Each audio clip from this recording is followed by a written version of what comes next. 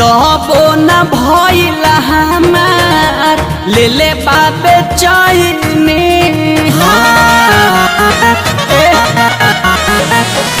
ओकरा खातिए सखी काका न कोइनी तबो न भइल हमार ले ले बाबे चैनी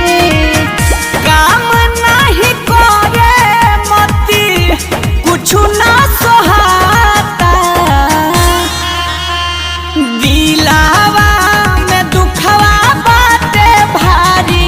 सजल दुल्हा वाला गाड़ी मोर मजनुआ परीक्षाता दिलावा में दुखवा बाटे भारी सजल दुल्हा वाला गाड़ी मोर मजनुआ परीक्षाता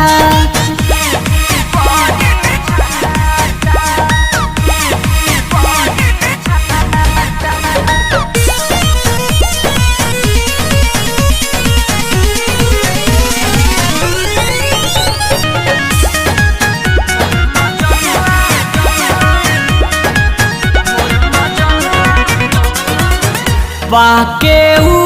ऐसन मौका देले बावे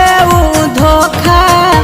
एको बे न बड़ुए बतावले दूरले बा हमरो भरोसा बाके ऐसन मौका देले बावे धोखा एको बे न बड़ुए बतावले दूरले बा हमरो भरोसा पगली बनवला से हमके कुछो ना बुझाता दिलावा में दुखवा बाटे भारी सजल दुल्हा वाला गाड़ी मोर मजनुआ परीक्षाता दिलावा में दुखवा बाटे भारी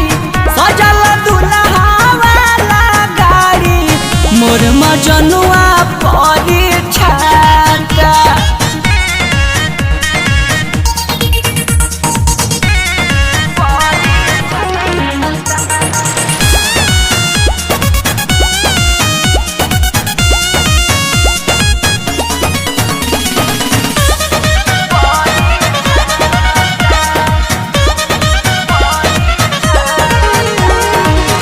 मोर बर्बादी भइल ओकर आजादी भइल